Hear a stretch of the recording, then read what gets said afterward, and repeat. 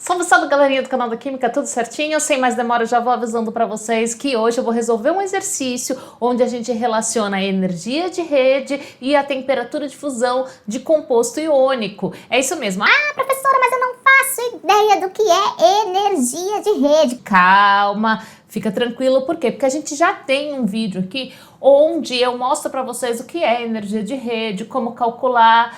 Só que se você ainda não assistiu esse vídeo, assista, eu recomendo para que você assiste antes de assistir esse vídeo, porque nesse aqui eu já vou passar um pouquinho mais rapidinho, beleza? Então, gente, se você quer aprender qual é a relação aí de energia de rede e temperatura de fusão, é só prestar atenção na resolução do exercício de hoje, se liga só. Bom, galera, e o exercício que eu tenho aqui para resolver com vocês é o seguinte: ó, alguns fluoretos metálicos apresentam as seguintes energias de rede ou energias reticulares, tá? Então eu tenho aqui, ó, 3 compostos iônicos, que são 3 fluoretos aqui, né? O fluoreto de sódio, fluoreto de potássio e fluoreto de magnésio. E aqui estão demonstradas aqui as energias de rede de cada um desses compostos. Veja, o fluoreto de sódio e o fluoreto de potássio estão próximas, porém a gente já sabe aqui que o fluoreto de sódio aqui é maior, tá? Agora, o fluoreto de magnésio é muito maior aqui, né, do que os anteriores aqui, né? Quase vai, se a gente fizer um arredondamento aqui, é 3 vezes maior aqui do que os anteriores. Então, a gente vai demonstrar aqui nesse exercício porque ele pergunta a seguinte, ele faz a seguinte questão: por que a diferença entre essas energias reticulares? Então, por que eu tenho essa diferença entre elas? E principalmente nesse caso, né, que é muito maior. E qual a relação com a temperatura de fusão? Ou seja, como que, mesmo sem valores de temperatura de fusão, eu não tenho aqui, vamos supor que eu não teria como pesquisar. Então, o que eu já poderia inferir, o que eu poderia analisar, o que eu poderia chegar de conclusão em relação a temperatura de fusão? Então vamos lá resolver esse exercício. A gente já sabe que energia de rede ela vai ser o produto das cargas das espécies vezes K, que é uma constante, que é 8,99 vezes 10 a nona,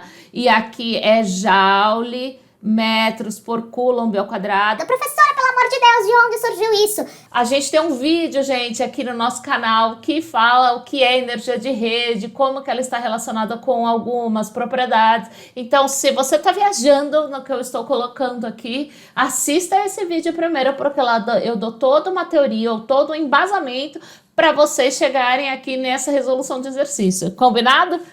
Então, isso tudo aqui, ó, dividido pela distância entre as espécies.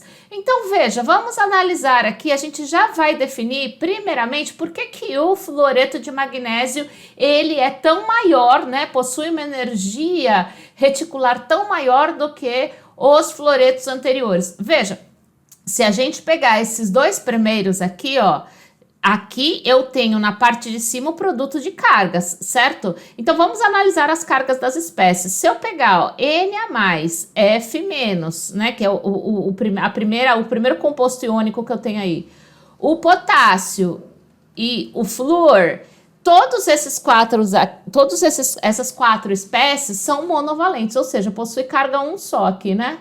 Então, 1 mais ou 1 menos. Então, o que eu tenho aqui? O produto de carga entre eles, então, tanto para o NaF quanto para o KF, né? Tanto para os 2 fluoretos, tanto de sódio quanto de potássio, eu tenho na parte de cima o quê? Eu tenho uma energia de 1K, né? A constante é igual para todos, então não vou ficar colocando valores aqui, né? Por quê? Ó, porque 1 vezes 1, né? Vai ser igual a 1. Então, eu tenho 1K aqui sobre D. Então, é o que eu tenho tanto para o NaF quanto para o fluoreto de potássio aqui, para o KF. Eu tenho aqui, então, 1K sobre D. Agora, vamos lá. Se eu pegar aqui, ó, o MgF2, o magnésio, ele tem carga 2 mais, o flúor tem carga 1 menos. Então, se eu fizer aqui a multiplicação das cargas, fica 2 vezes 1.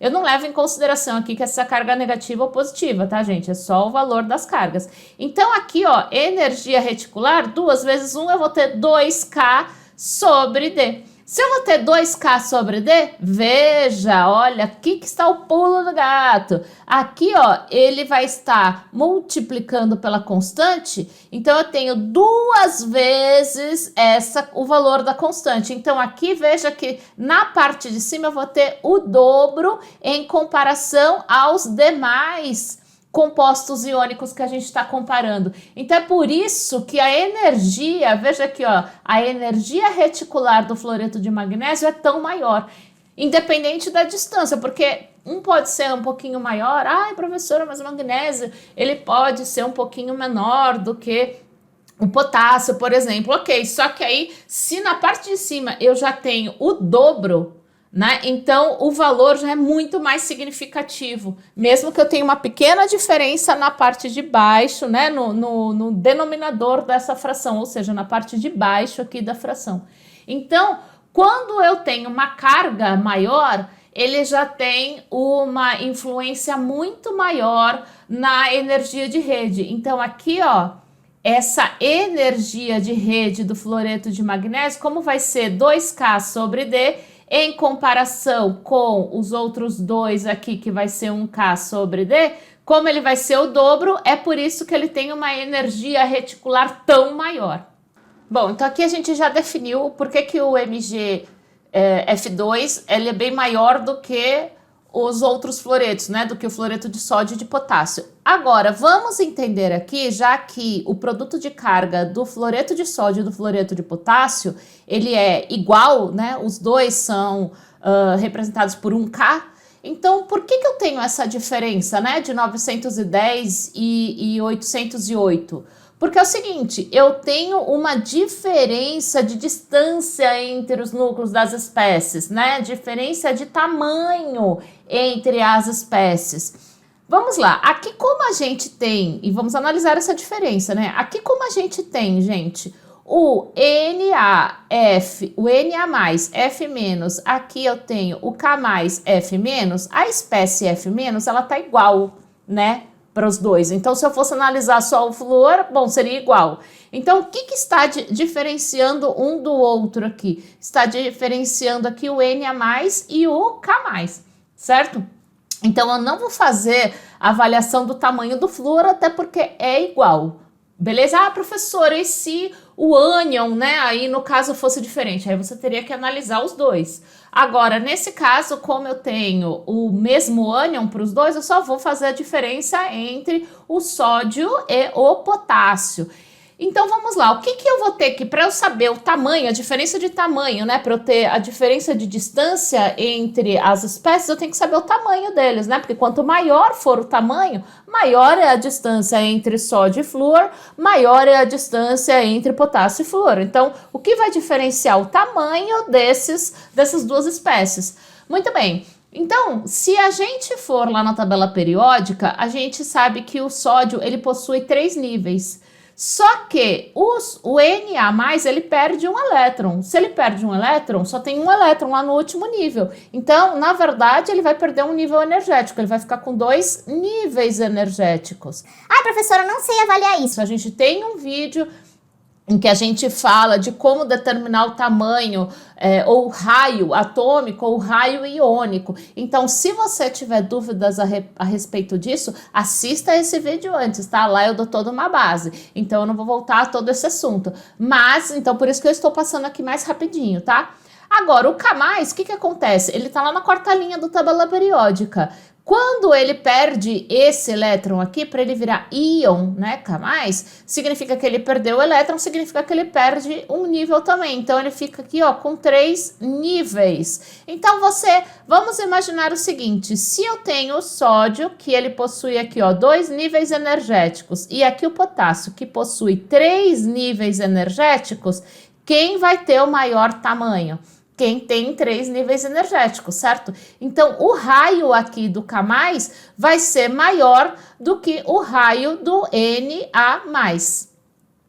Veja, o flúor é igual, certo? Se o flúor é igual, aqui o raio do K+ é maior, então que significa que a distância entre flúor e potássio aqui vai ser maior do que a distância entre o sódio e o flúor, correto?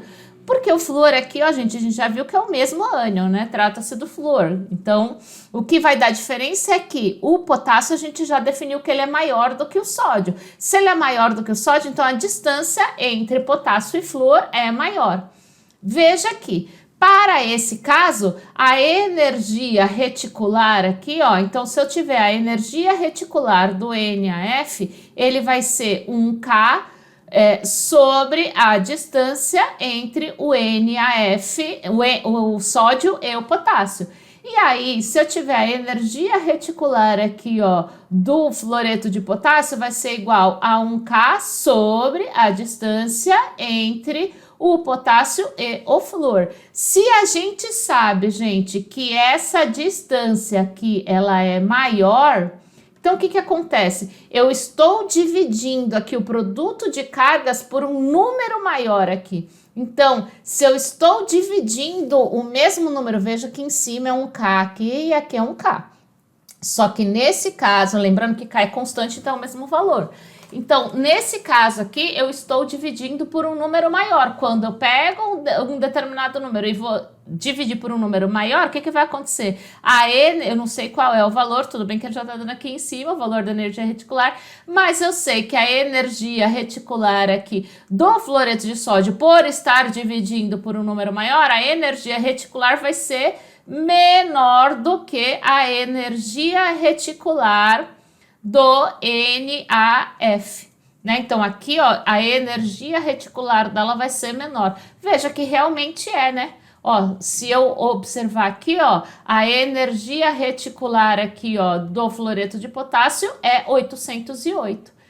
E a energia reticular aqui, ó, ou a energia de rede do fluoreto de sódio é 910. Por que ela é um pouquinho maior? Porque o produto aqui, ó, a distância entre o NaF, ela vai ser um pouco menor em comparação à anterior.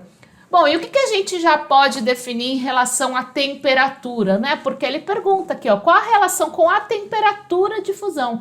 Gente, se vocês assistiram lá o outro vídeo que fala sobre o que é a energia de rede, como que ele afeta nas propriedades, você vai saber que quanto maior for a energia reticular, maior é a temperatura de fusão. Por quê? Mais energia eu preciso para poder quebrar essa rede cristalina.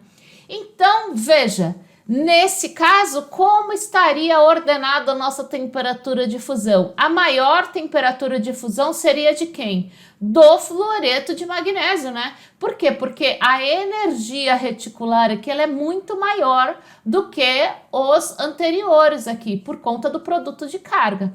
Então, se ele possui a maior energia reticular, ele também vai ter a maior temperatura de fusão de todos. Então, a maior temperatura de fusão aqui vai ser do MgF2. Agora, veja que você já pode definir, né? Quem tem maior energia reticular entre os dois vai ser o fluoreto de sódio, em compensação aqui, ó, o fluoreto de potássio. Então, a menor temperatura de fusão vai ser de quem? Do fluoreto de potássio, porque ele tem a menor energia reticular. Menor energia reticular, eu preciso de menos energia para quebrar essa rede cristalina. Então, menor a temperatura de fusão. Então, a menor temperatura de fusão aqui de todas vai ser do... Então, a menor temperatura de fusão vai ser do fluoreto de potássio. E depois, aqui no meinho, vai ter aqui a intermediária, vai ser a temperatura de fusão do fluoreto de sódio. Por que do fluoreto de sódio? Porque ele tem uma energia reticular aqui intermediária. Galera, então você já pode analisar dessa forma, mesmo que você não tenha em mãos a temperatura de fusão desses elementos, você já pode saber aqui, né, porque o fluoreto de magnésio ele tem uma energia reticular muito maior, você vai precisar de muito mais energia para quebrar essa rede cristalina. Beleza, galera? Eu espero que vocês tenham gostado desse vídeo, eu espero que tenha sido proveitoso e se vocês aprenderam, se vocês gostaram, compartilhe com os amigos. Aliás, se você não é inscrito, já se inscreve, ative o sininho da notificação para ficar sabendo dos próximos vídeos, beleza? Até o próximo vídeo.